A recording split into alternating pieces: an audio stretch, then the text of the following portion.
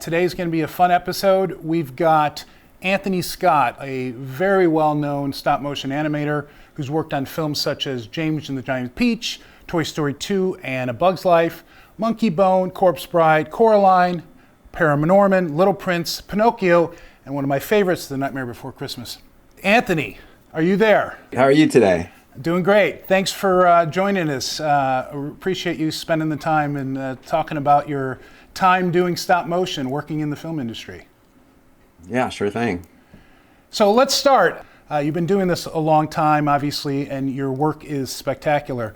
But how did you start? What was like your first interest in stop motion? Did you do any experiments, anything like that? Yeah, it goes way back to when I was a kid. I had all these cartoon characters I used to draw on comic strips and little stories, but I wanted to figure out how to make them move.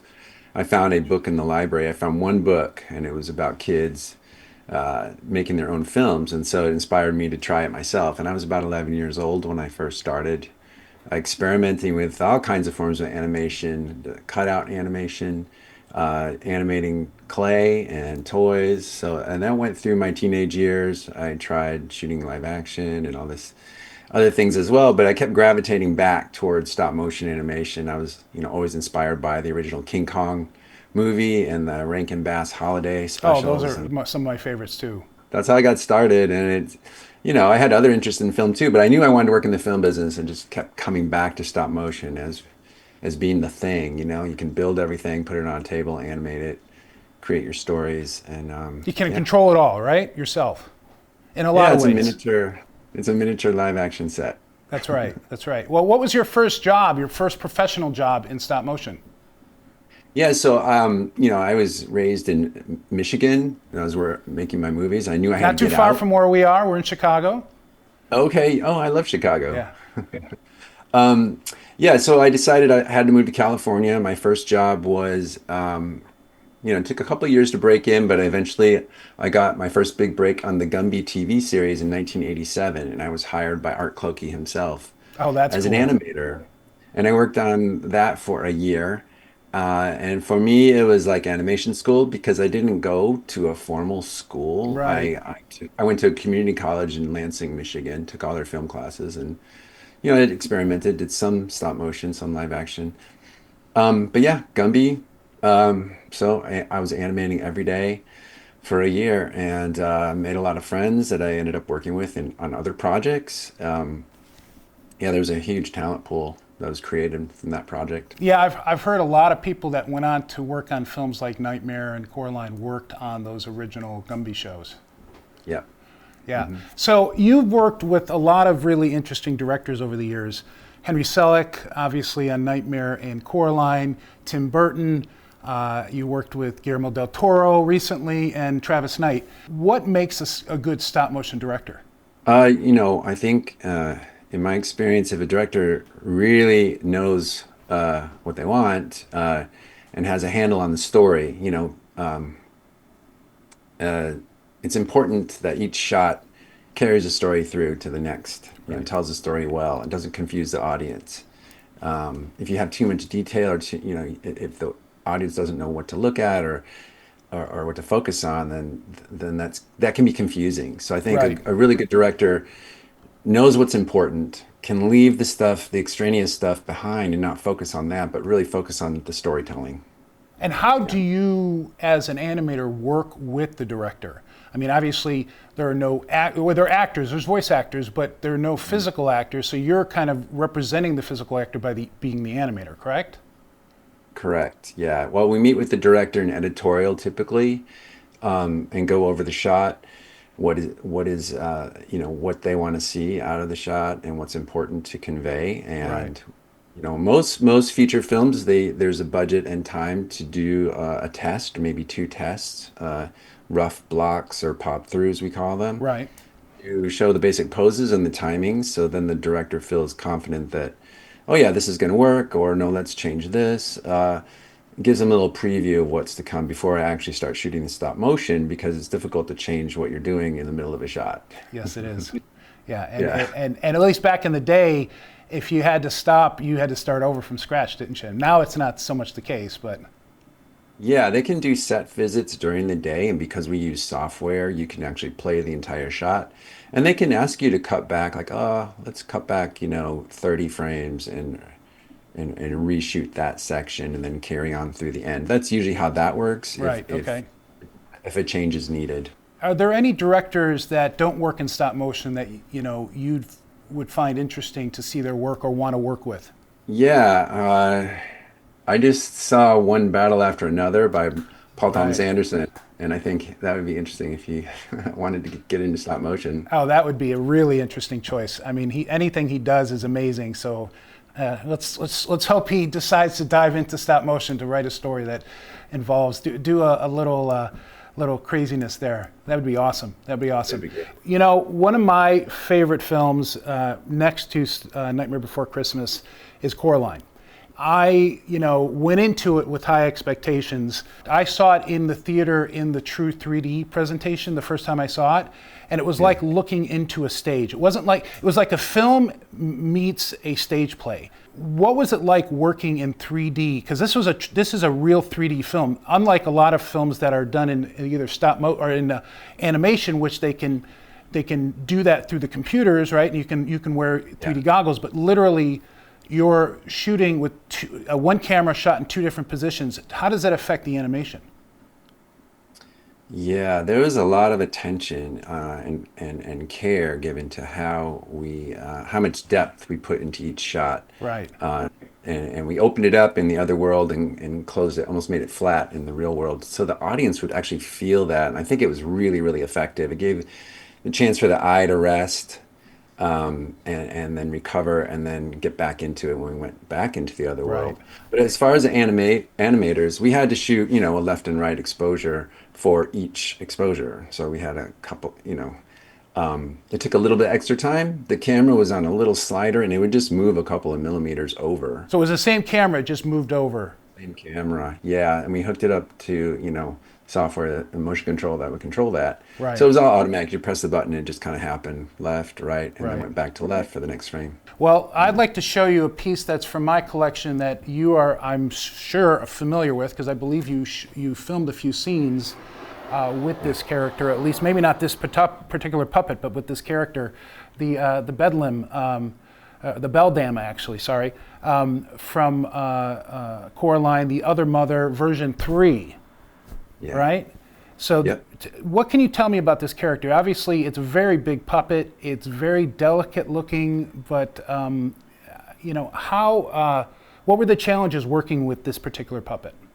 The idea of that final design was to, create a spider-like character and then the whole spider web Right? that drops down. That was actually added a little bit later. That wasn't originally in there. They added that Really? in a really good addition to the story. But so, it helps explain what she is.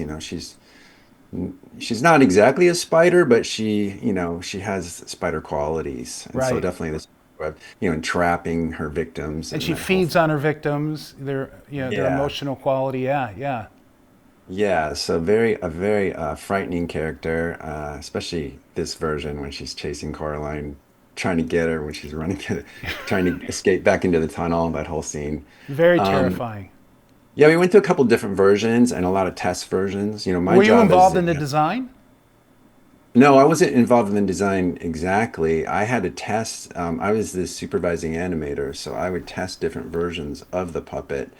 And her outfit for one thing, they tried a couple of different variations of the dress, and so I would do different walk tests to see how the dress moved, things like that, Right, and give right. them feedback. And originally there was another version of the other mother that looked too much like Corpse Bride, and so they changed it to something completely different. But early versions on the storyboard, there was a comment made like, "Wow, it looks kind of like Corpse Yeah, Bride," you and didn't want to go so there. so it was time to like, okay, let's revisit the design, and they came up with this one, which Well, she's terrifyingly cool. I mean, I think she is super neat because one part skeleton, one part spider, one part insect, one part living needle and threads. It's wild. Was it a delicate puppet to use on set? Because this version, this puppet here is missing one of the fingers. I'm guessing it broke off. It seems fairly delicate. At least the hands do.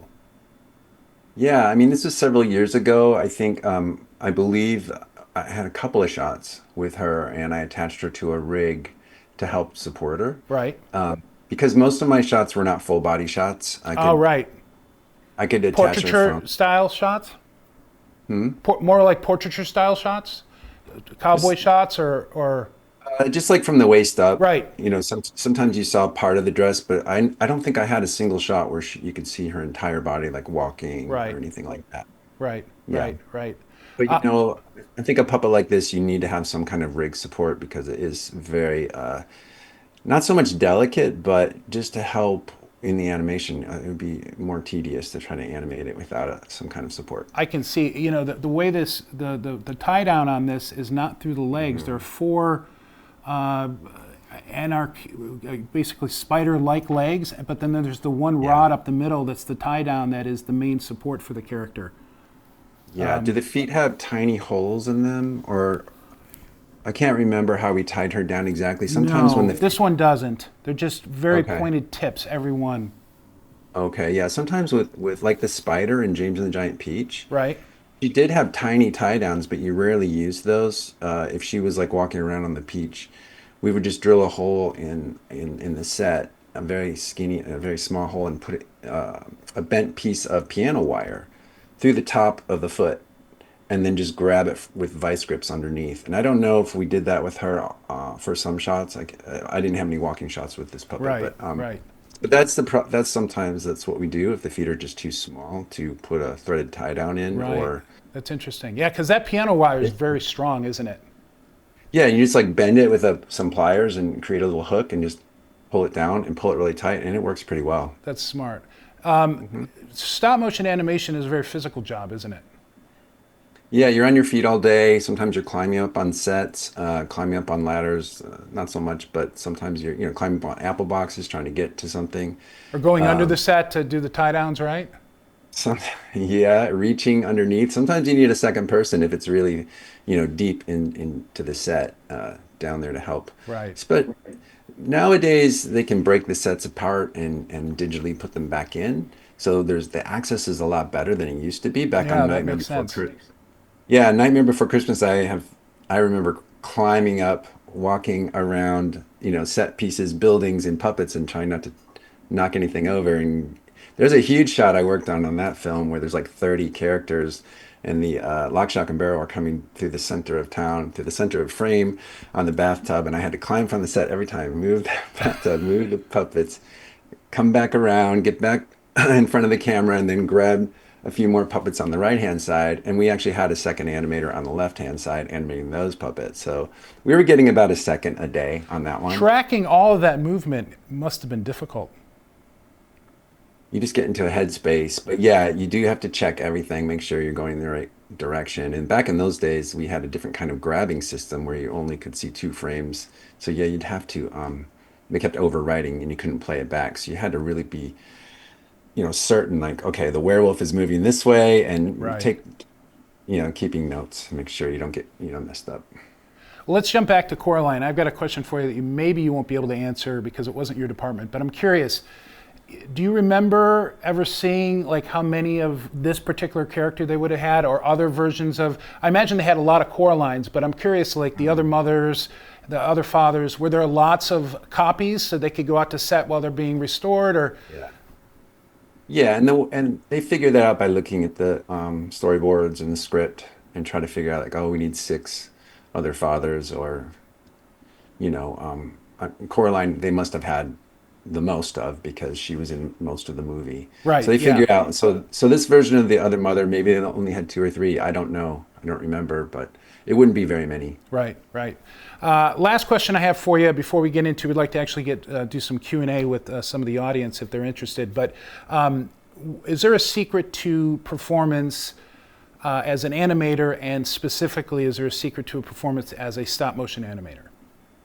I mean, you have to be able to act out your shots. And in the past, I would just act it out myself on my set, make notes on my exposure sheet, and shoot a block. But nowadays you can actually act out your shot in front of your, a video camera and Right. multiple variations of it and figure out like, oh, I like this, version two, and show it to the director, see if they agree. And it's something you can quickly turn around. That's very helpful, the live action reference. Either myself or I get someone else to act it out. Right. Okay. Yeah, that makes a lot of sense. So you gotta have to be an actor yourself, don't you? You do. Yeah. Yeah. Very And cool. and a lot of us are not like the type of actor that would want to get on stage and act, but in front of a live audience or anything like that. But we have our own like process. Yeah. Yeah. I imagine you have to figure out the best way to show the intentions of the character through movement, and the best way to do that is to figure it out yourself with your own body or with other actors helping you, right? Yeah. Yep, yep. If you do it yourself and you can kind of feel it in your own body as well, you can feel like where the weight is going. Right. It's going to the left, my left leg now, and you make a note of that as well. And all that stuff translates to the puppet. And if you have a really emotional scene, if you can transfer emotions that you are feeling as a human into a puppet, and then the audience in turn feels those same feelings, Right. that's a very successful shot. That's cool. All right, we have a few questions here before you take off. Okay. Someone asked, how do you see the next 30 years of stop motion in the industry? I think that, well, I see a lot of people interested in still making stop motion. So that is a good sign, as far as, animators and people that want to build things. Right. Whether or not the studios want to keep investing money into feature films, we'll see. Because it's expensive, isn't it? I mean, it's expensive and it's risky because it's stop motion is kind of in its own little corner in the animation world. Right. Some people love it, some people don't like that style as much. But when I got into this business, there were no feature films, No. so it was risky back then, and I think you just do it if you really feel strongly about it. Just you'll find a way to do it. So in the next 30 years, who knows? I would expect there will be people that they'll continue to be directors that want to shoot in stop motion, shoot their features. Right. And we have Guillermo and we have Wes Anderson. That's right. Yeah, Sell two big names that really do like stop motion. Yeah, and Guillermo is kind of the newest addition to this after Pinocchio, and I know he Right. wants to do. He has a passion for it, so hopefully he He's can a get collector, more. I hear, of stop motion stuff. So he actually was a collector before he became a director of stop motion. I've seen photos of his collections at his house. Yeah, he's Yeah, got it's crazy. nice stuff. It's crazy cool. So another question: do you think there's room for innovation in stop motion currently? Innovation, like technical. I would mean, imagine that it's a very open-ended question that we got, but I imagine artistically there's got to be, but technically, to still Yeah, call it stop motion. Yeah, they've been over the last 15 years. They're using a lot of digital printing for the faces, so that can be expanded into. They can print out props, different scales very quickly. There's a lot of incorporation of computer graphics and other characters within the stop motion environment. So that's all happening now. So in the future, I'm sure as technology changes, people will bring in the tools that help tell the story, really. Great. Well, Anthony, I appreciate you spending time and talking to me today. I hopefully you and I can talk in the future. I have tons of questions for you about the making of all these films. I think you're an amazing animator, and I really want to appreciate. I want to call out to Martin, our buddy Martin Minier, for putting us in touch. I know you worked with him in the past in a few projects. So, Yep, yep. Okay, that sounds good. thanks a lot, Anthony. All right, thank you. Bye-bye. This weekend, we're releasing a new episode of Cinema Relics Investigates that has to do with another Coraline puppet. Actually, in this case, it's Coraline with the Coraline with the star sweater. It's a great piece that I got at the same time that I purchased this piece in the LAIKA auction. And we dive into it with Martin, and Martin gives a lot of interesting perspective on it because Martin actually won a Technical Academy Award for working on that film. So we get a lot of insight to it. So this is going to be a good one. Check it out. This Saturday at 7 a.m. Central is when it drops. So why don't everybody get on YouTube at 7 a.m. Central, even those LA West Coasters, and let's crash YouTube. I know it's not going to be possible, but I'd love to try it.